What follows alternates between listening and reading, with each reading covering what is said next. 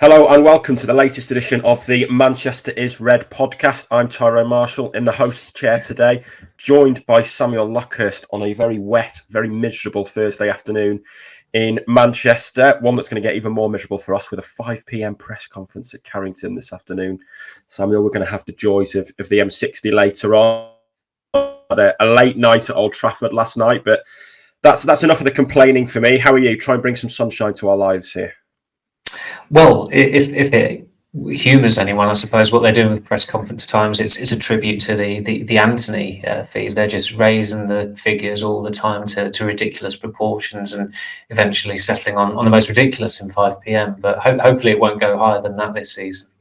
No, it started at 4 p.m. and like you say, it is getting worse. But the way things are going, maybe by November we'll actually be past rush hour on at 7 or 8 p.m. and it'll be easier to get there at the very least. But like I say, we are recording this before Ten Hag's pre-Tottenham press conference, which is Thursday afternoon or early evening, depending on your viewpoint. And it's the night after United's draw with FC Twente, a result that FC Twente celebrated like they'd beaten 1999, or they're drawn rather with the 1999 version of Manchester United rather than the 2024 version. Amazing scenes at the end with their celebrations for getting a point in a competition they should qualify from anyway. But for United, I mean, it felt like they were in control of that game for a long time, and they come away feeling incredibly frustrated and incredibly disappointed. You certainly can begrudge the 20 supporters, players, the analysts next to us, the way they celebrated at full time. The analysts, when the final whistle went, it's by far and away the most ardent celebrations I've seen between analysts. They're normally sat to our right, and at one point it looked like they were going to miss out on the celebrations because the rather ill-informed steward was refusing to let them out of the press box. I think it was Neil Custis, wasn't it, who sat in front of us, and Paul Hurst was saying, "No, these are members of the staff members of the opposition. They should be down there." So they've managed to meet up with their colleagues, and you really couldn't begrudge 20 celebrations. They, as Christian Eriksen said afterwards, rather startlingly, they wanted it more than United. They put more effort in. They had the best chances. They had a really good chance at 0-0. It was a really well taken goal, the equaliser. Not good from Eriksen, not good from Andre Onana, I didn't think either, with his positioning. I think he dared the player to go across him. He put it in the near post, really smart finish. And United were just extremely lacklustre. It had gone the 80-minute mark when, looking at the attempts at goal they'd had, I think they'd only had about 3 attempts on target at that point. And one of them, of course, was from a 20 player. And it's one of those results that there's no case for counselling. It feels unimportant, particularly with this league format, in that you could maybe draw all 8 games and still qualify or at least stay in the competition. You don't need many wins. United have got 7 more games. It's difficult to get worked up by a Europa League game or group stage game. That level of performance we've seen from United several times over the years, dating back to Ferguson's time. There are a lot of forgettable European nights. It's not like just because United have got a European game under the floodlights at Old Trafford that it's always going to be special. More often than not, it's not special. And I don't think last night was ever going to be of the special vintage. It was obviously for Erik ten Hag because he was coming up against his boyhood club. And sometimes that lack of motivation, it can filter through to the players. There'll be some supporters who didn't bother going last night, although the crowd looked quite impressively fullish, a bit like the Barnsley game. There were plenty of seats available in the press lounge beforehand. It's one of those games that if you're sitting in the press lounge for 3 hours before kickoff or 2 hours before kickoff, it's a good time to do your expenses if you've got the time to do it, because the build up is not on a par with the usual Premier League games.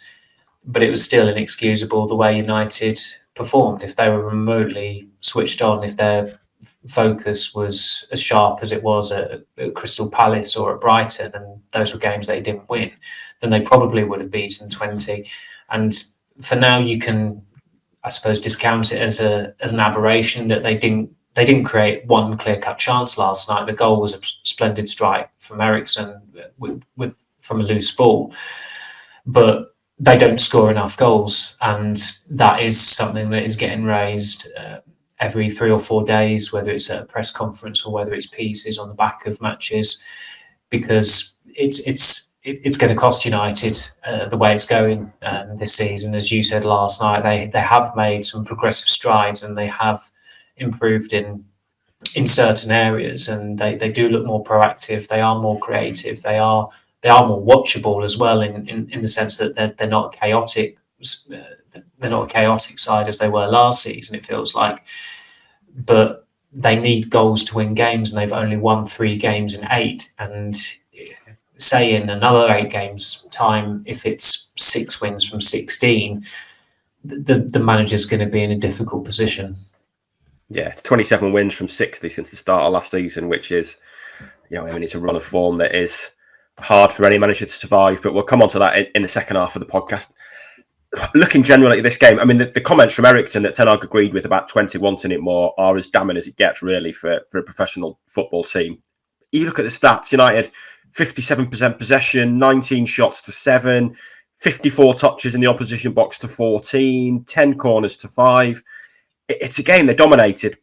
Why didn't they win it? We are coming back, and it's a strange thing to say about a team that scored 10 goals in 2 games, but they don't score enough goals. 7 of them were against the League One team. Why are they not scoring enough goals? Because it kind of feels like 2 different things this week. At Palace, they created loads of chances and missed them. Last night, they had a lot of shots, but not many clear-cut chances. Is the one thing you can put your finger on? Is it a lack of ruthlessness? Are they not creating enough? Because it doesn't feel like there's one simple solution, because they did create enough at Palace to win that game, but didn't take them. Last night, they probably didn't create enough, because like you say, it's hard to think of many really good chances that they spurned. I do think it is as simple as one reason. That's that they don't have a reliable, proven, dependable goal scorer in that squad. They've got 2 players in the squad who've broken the 20-goal barrier in a season. Rashford has done it 3 times and, of course, got to 30 goals a couple of seasons ago. But he blows hot and cold. He's not a consistent goal scorer. He doesn't do it season in, season out, and he turns 27 next month. Fernandes got 28 goals in the 2021 season, and there's a reason why he got that many goals. There were no supporters in the stands, and United adapted to that fake football better than most teams. And for a while, it felt like Fernandes was maybe a better footballer when there weren't supporters inside stadiums. Fortunately for United, Ten Hag's first season, he rectified that and proved otherwise. And when I asked Ten Hag got asked about it last night, about the concern of lack of goals, and he listed Fernandes, Rashford, Ahmad and Garnacho as players who can score goals. They can score goals, but they're not proven. They're not reliable. Ahmad is 22, started his first meaningful Premier League game in May. Garnacho has got huge potential and has had a brilliant United career so far, and his trajectory is still just only going up. And he got a very creditable 10 goals last season, but he's not there yet, and you wouldn't expect him to be there at this age, at the age of he's at 20. And then you come on to the strikers, and of course we all know that Ten Hag wanted Kane, and that's a problem for Ten Hag, but it's more of a problem for Rasmus Højlund, who is operating in a Harry Kane-shaped shadow, even though Højlund has only just come back into the team after being off for 8 weeks with a hamstring strain, because he's the guy they turned to when they decided to give Daniel Levy a swerve last year. And when you do that, you're also giving ambition a swerve, because there's no way, absolutely no way, that they were going to get where they needed to be or wanted to be with Højlund in the team rather than Kane last season. And as it turned out a lot worse. They dropped down to 8th. That wasn't entirely Højlund's fault, of course, but they were bringing in a potential goal scorer who was very callow, who had a mediocre goal scoring record in Italy.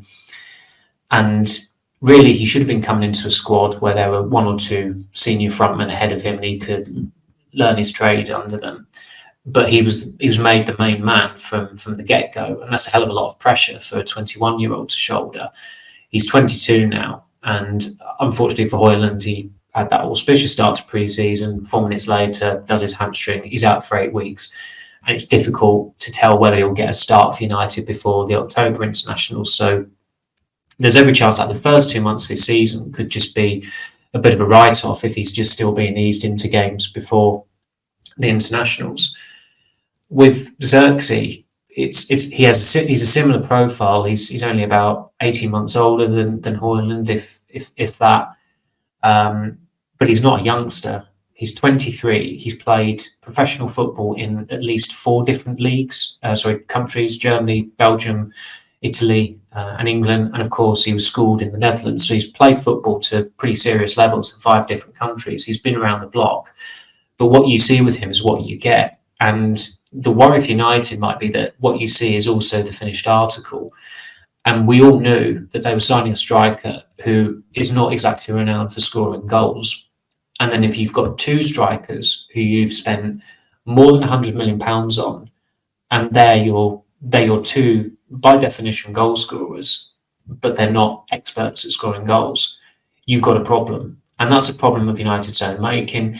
It's not solely a problem of Ten Hag's own making, but the problem he does have is these 2 guys are his signings. Højlund switched to the same agency that represents Ten Hag just before he transferred to United. Xerxes, as we all know, is Dutch. There was a personal connection there through the nationality. Dan Ashworth tried to downplay it when we spoke to him a few weeks ago, but you can't deny, just looking at United's signing strategy under Ten Hag, he does have a predilection for players who have been schooled in the Netherlands or played in the Netherlands or played for Ajax. But when you're spending that amount of money, and it is a huge amount of money on 2 strikers, it's okay. The other forwards have moved for more than £100 million just on their own, but 72 million for Højlund, it was 64 million. Rising 72 million was steep. Xerxes, they needed someone who was just going to keep Højlund on his toes and was not going to cost anywhere near as much. It helped that he had a release clause, and that, of course, would have come into the thinking when they decided to go for him. But it does feel remiss that United have spent quite a big pot of money on 2 strikers, and neither of them are reliable at scoring goals. And there's only so much you can defend. There's only so much you can defend them. Xerxes, as I said, when I said what you see is what you get, he looks a very tidy footballer. He's got good link-up play. He seems to be developing a good rapport with Rashford. It is early days, but I'm not surprised that he's got 1 goal in 7 games for United. And I don't think many people should be. And sod's law, the goal he did score was probably the most difficult chance, if you could call it that, because it didn't feel like a chance at the time, that he's had since he came into the side. And it is still early days, but I think he would do very well to get as many goals as Højlund got last season. And it was, I thought last season, the goals tally Højlund got, 16, was a personal success for him. And you said, we were in San Diego when we were told about that deal, and we kind of all as a group that agreed that if he got 15 goals his first season, that would be pretty good for him. But we didn't think it would be good for United or good enough, and it wasn't. And we all know it. You look at the elite teams, the best teams in Europe: Liverpool, Salah, City, Haaland, Madrid, Mbappe, Bayern, Kane. The elite have a reliable goal scorer in their team, and United are not going to join them until someone not only becomes prolific, but they become prolific over a long and sustained period. Yeah, Xerxes is interesting, isn't he? Because it feels like United are playing better when he's on the pitch, but equally he doesn't look like scoring goals. And there's almost kind of shade, he's not at that level yet, but almost shades of Firmino about him, and that he's very good at linking play. He drops really, really deep at times. We said last night he was happy to get the ball into feet. He's bringing others into play. He's linking well with Rashford. But with Firmino, you could get away with 10 goals a season because Salah and Mane would get you 40 combined. With Xerxes, you're not really seeing that from the wide players. And I think Garnacho has started the season well in front of goal. Rashford has, but you still don't get the feeling that they're there ready to go to that next level. But that does bring us on to Rashford, who I thought was probably the brightest attacker for United. I mean, he does look like a player who's getting back to his best. He played with an awful lot of confidence last night. I mean, he was, first half especially, he was destroying defenders down that left-hand side. I thought it was a strange decision to take him off, to be honest, with the game at 1-1. I thought it was even stranger to keep Fernandes on and move him to the right. And there's probably kind of 2 points in one there. First of all, Rashford does look like you need to keep him in the team at the moment because he looks the most likely to go on a scoring spree. And secondly, what is happening with Bruno Fernandes, because he is really struggling at the moment, isn't he? He is. I mean, Rashford, firstly, the thing that's striking about him at the moment is his body language. It's confident body language. He looks unrecognisable from last season in that sense. And sometimes it's simple things, and Ten Hag touched upon it. If you go a long time without scoring, your confidence is going to be low. When you score, it's up again, and you feel good about yourself. You feel naturally confident. And I mean, Rashford's performance last night was a strange one, because there were a lot of viral clips in there where, as you said, he was ridiculing defenders, he was dribbling past them for fun. But it was also a night where United didn't really create a clear-cut chance. I think the closest they got to nicking a winner was nearly a combination between two defenders when Maguire met a corner, and it looked like it was going to drop to the feet of Martinez. I think it was just cleared away. So that was the paradox last night. Rashford looked really good, really bright, but he didn't have a goal-scoring opportunity. He didn't create a goal-scoring opportunity. And as you said, he was substituted with the game deadlocked at 1-1. A friend who's a season ticket holder tweeted about how, look, Ten Hag's back to doing pre-season substitutions. And I kind of get that, because he's clearly fixated on rotating to maintain freshness and to keep the injury toll down. And in fairness, United haven't suffered an injury so far this season, apart from in games, apart from Mount against Brighton when he came off at half-time. But there's a balancing act there, and United, I would have, as I think we both felt, would have been likelier to get a winner or go 2-1 up in that game with Rashford on the pitch, because he was looking bright. And in fairness, I know Garnacho came on for Ahmad. It wasn't a direct replacement. I thought Garnacho was good when he came on last night, and it was in the 81st minute where he went down, he went on the outside, put a cross in with his left foot, and the ball went between, and it was a penalty spot and the 6-yard box, that corridor of uncertainty. And there wasn't a United player certain enough to meet it. And that was almost their goal scoring issues in a microcosm, in that they have got the creators in that team to make things happen, whether it's the wingers or until maybe 2 or 3 weeks ago, Fernandes. But there's nobody taking responsibility to bail them out or get a goal, and they're so far removed from their heyday when they would have a quartet of strikers to rotate, and each of them would get a decent number of goals in a season. And with Fernandes, I know he has his privileges because he's been a brilliant player for United and he's the captain, but I find it quite staggering that he's completed the last 2 games. I'd have been taking him off last night. I think he looked a little bit fatigued as well towards the end of the game. I mean, the fact that he was whinging in added time is never a good sign. He I know he does that often, but he does it a hell of a lot more when things aren't going his way and United aren't winning. And it summed up his performance. So with the last kick of the game, it was a distant free kick, and he was attempting a pop shot, and in the end, it's kind of like a daisy cutter almost. It just bounces into the goalkeeper's arms. Game over. That's it. And he's not usually a selfish player. He's one of the most selfless players, not just in United squad, but in English football. But when he's resorting to that, something's all right. And he has got credible competition from Mason Mount now. Unfortunately for Mount, he's still working his way back to fitness. I think Ten Hag said that Mount and Højlund are still not match fit before the game last night, and that's why he's just bringing them on, and he didn't give them a start. But Fernandes' form is becoming a bit of an issue, because I didn't think he was particularly good at Southampton either. He had a bit of a breather, of course, against Barnsley.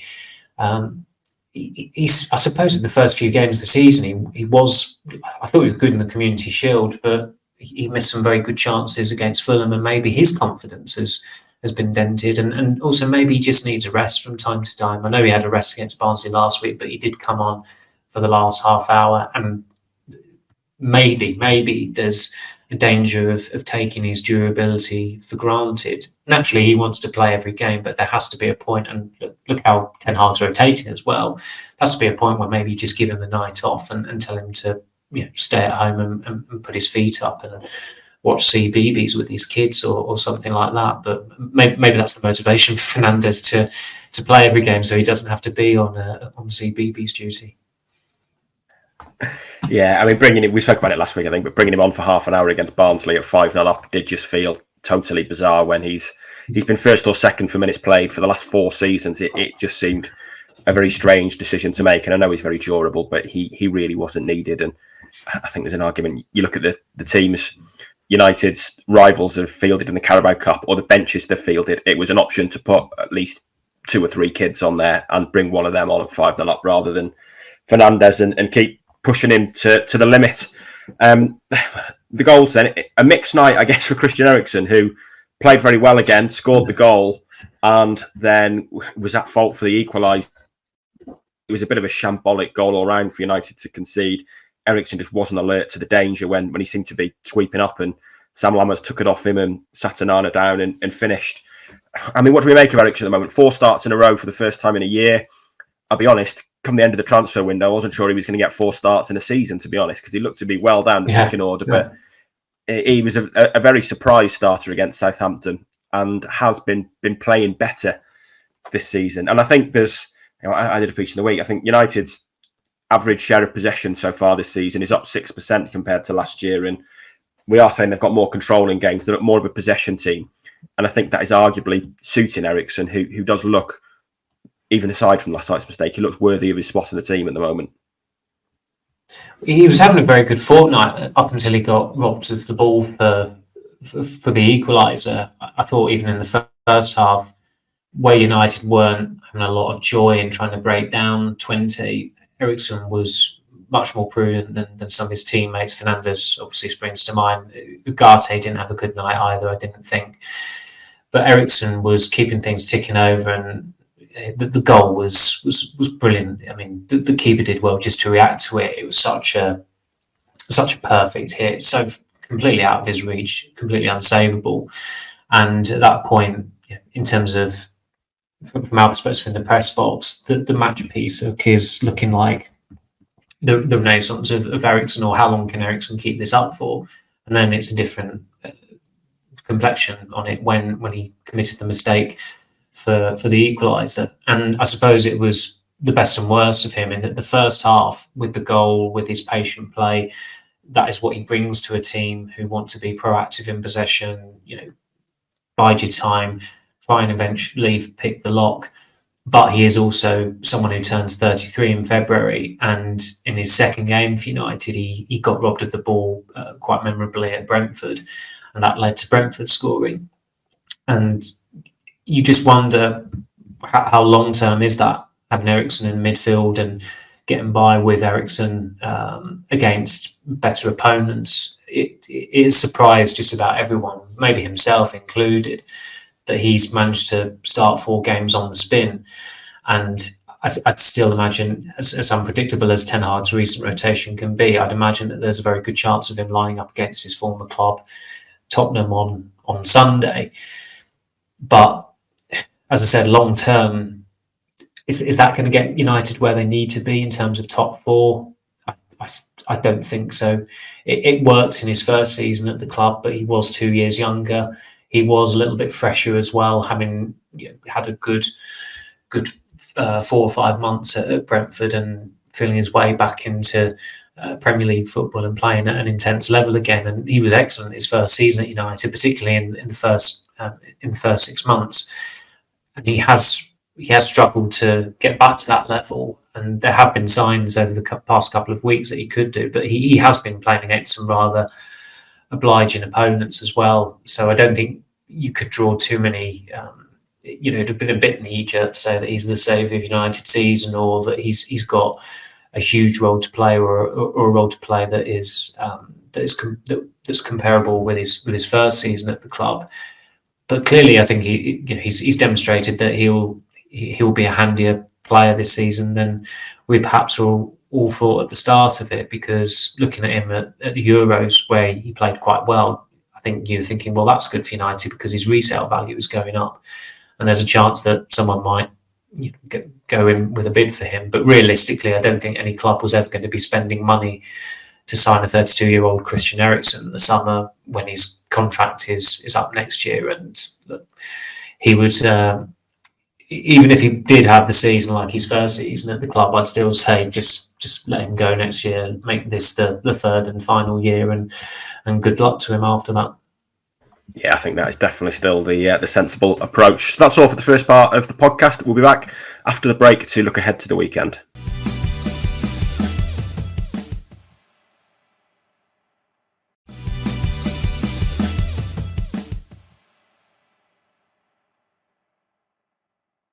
Welcome back to the Manchester is Red podcast. The game's coming thick and fast then. Tottenham on Sunday, and it feels like we're going into it with Ten Hag back under pressure a little bit. I suppose it depends on your view, really. Are United 4 unbeaten? Are they 2 without a win? I mean, it's been a strange season so far, and like we said, they've won 3 games of 8.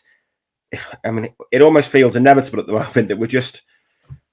It feels to me like Ten Hag was essentially... He was undermined in the summer with the way Ineos went about keeping him. Everyone knows they wanted to sack him. Everyone knows they sounded out other managers. And the only way he was ever going to get over that was having a phenomenal start or going on a 10, 12 game winning run. And if that didn't happen and doesn't happen, every blip is going to be focused on his future rather than any failings on the pitch or failings of the players. It's all about Ten Hag, and that's going to be the case. Again, heading into the weekend, it's probably he's not under as much pressure as he was after that Liverpool defeat, but it also doesn't feel like we're far off being back in that situation. And at the moment, this is just a constant cycle for United, isn't it? That they have a couple of decent results, then a couple of poor results, and we're all back looking at the manager again. And I'm sure he's aware of that as well, and probably quite phlegmatic about it, given the starts this season hasn't been as fraught as the start to last season. I mean, this time last season, they'd had fires to put out, whether it was Greenwood, which was of their own making. They were the arsonists there. Sancho, I suppose Ten Hag was holding the can of petrol with that one, but Sancho then poured his own fuel onto the fire. Anthony was another one when he took his leave of absence, and that's even without getting into the results. Before that Brentford game, where McTominay had scored those 2 goals, that remarkable turnaround, they must have lost 5 games, I think, by that point, or 6 games, in fact. I think it was Tottenham, Arsenal, Brighton, Palace in the league, and of course the first 2 Champions League group games against Bayern Munich and Galatasaray. So it was a lot worse than it was last season than at the moment. But of course, it could always turn. It could turn for the better. It could turn for the worse. I think with Sunday's game, I would not be surprised what happens with that. I wouldn't be surprised if United turn over Tottenham, if Tottenham turn over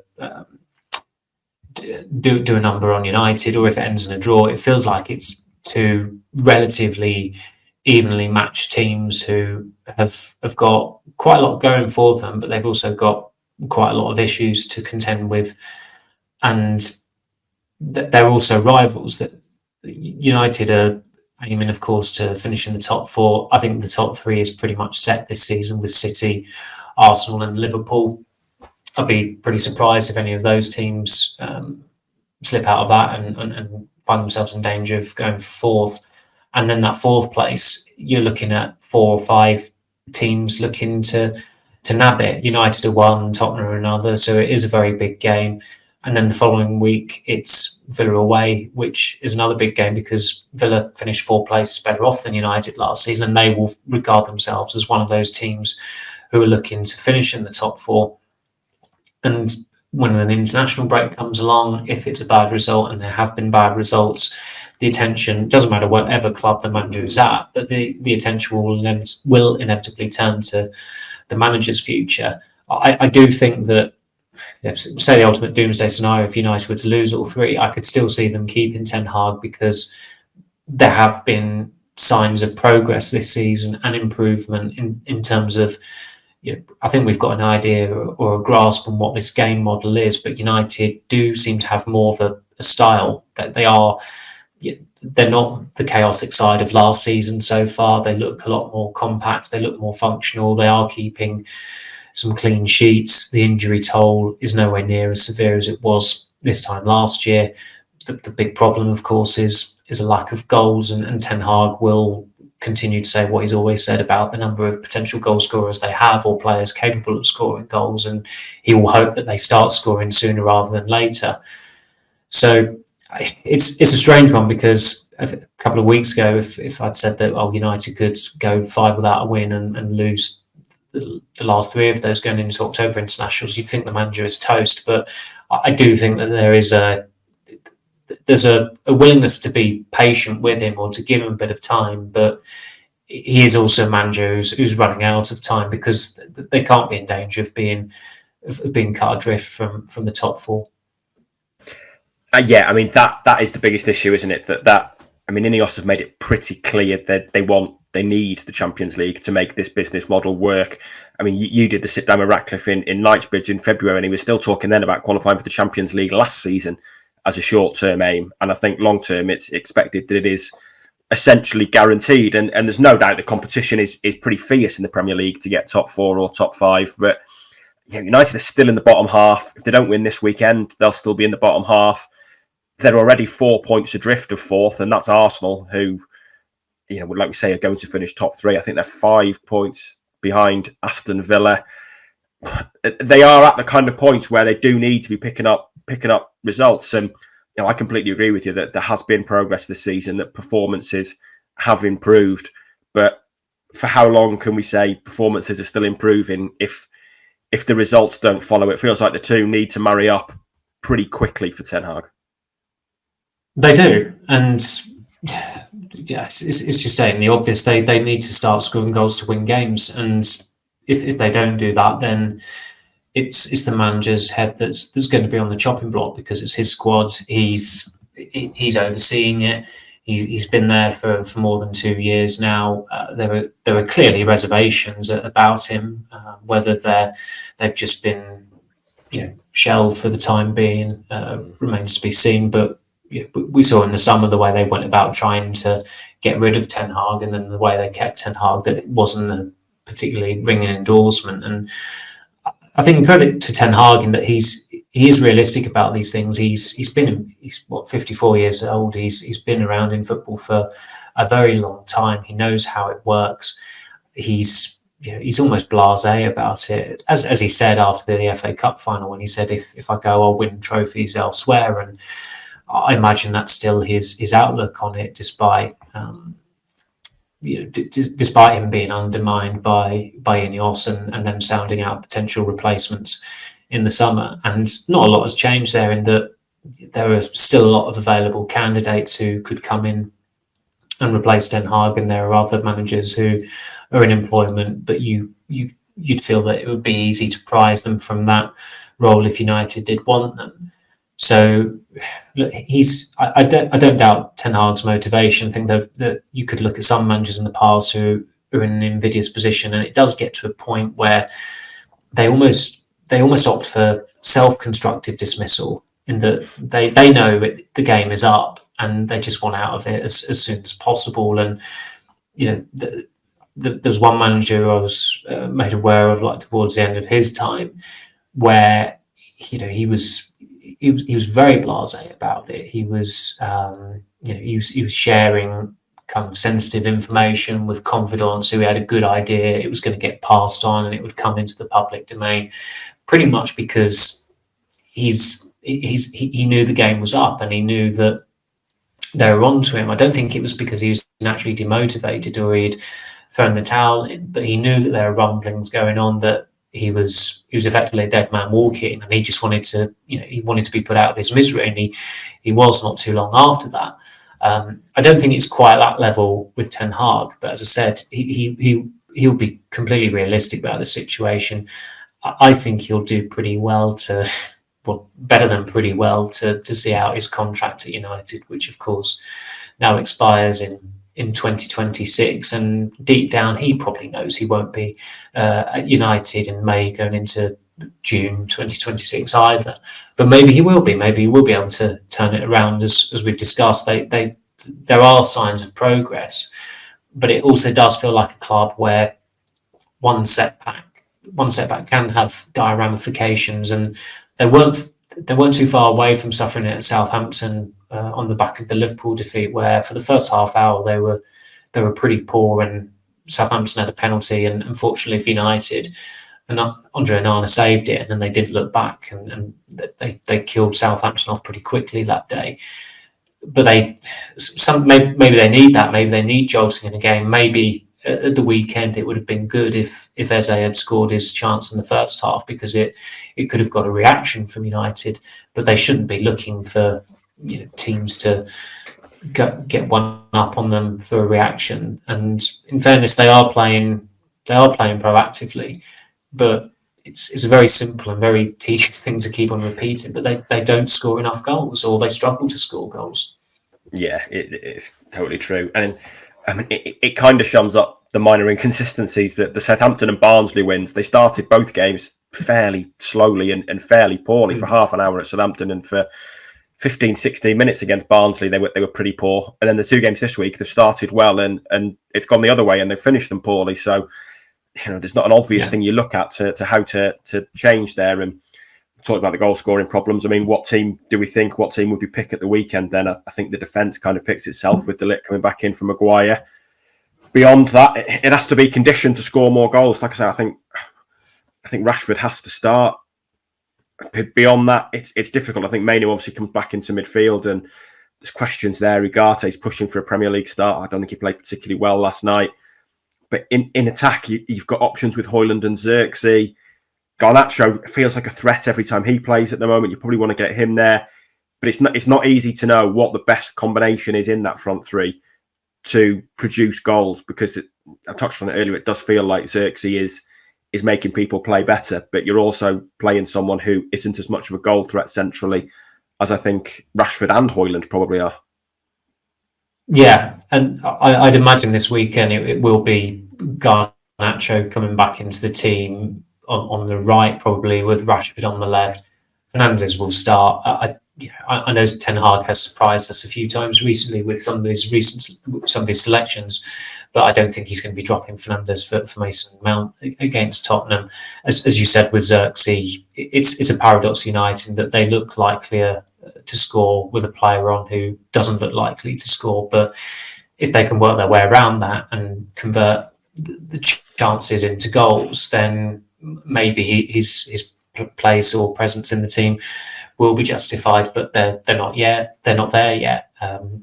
It's obviously a 4-day gap between the games, so I think there's a pretty good chance that Eriksen will continue. That said, when Tottenham came to Old Trafford in January, that was against a midfield of Mainu and Eriksen, and they were the better side that day. Tottenham had a lot of ball possession. I think Tottenham have got one of the highest average attendances of possession in Europe, so it will be interesting. It's an interesting meeting of minds. Postecoglou and Ten Hag, two teams who want to be possession based, who are keeping the ball for the majority of it in their games. How will one side make an adjustment to counter the other, or will they just both go hell for leather?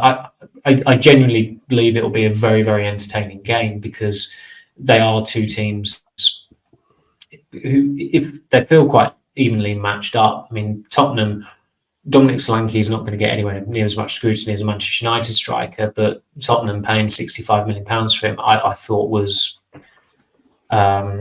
inadvisable, shall we say. I think Solanke was a very good player for Bournemouth, but there's a reason for that. He was playing for Bournemouth and he found his feet there in the Championship. He's gone into a team where effectively he's the de facto replacement for Kane, and I just don't see him cutting it for Spurs up front. The forwards behind him can be pretty mercurial as well. Their goalkeeper from set pieces is an absolute disaster, and United have had some joy from set pieces recently at corners, so that'll be one to watch out for.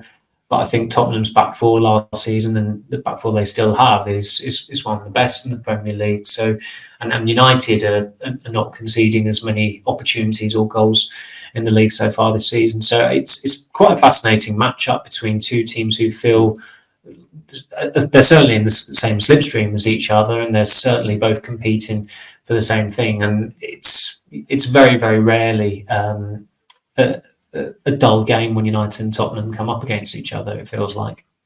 Yeah, definitely. And they have got identical records this season in the league of 2 wins, 1 draw and 2 defeats. And it is going to be a very interesting game. And we'll hear Ten Hag's thoughts on it shortly, Samuel. But for now, we'll call it a day there. Thank you very much for your time today. I will see you at Carrington shortly. Thank you. Well, yes, I would say looking forward to it, but I'm not sure I am looking forward to the journey home. That's all for today. We'll be back on Monday to dissect the Tottenham game and look ahead to a midweek trip to Portugal. Remember to leave us a like and subscribe to get the latest podcasts in your feed. But for now, thanks for listening, and we'll catch you all on Monday.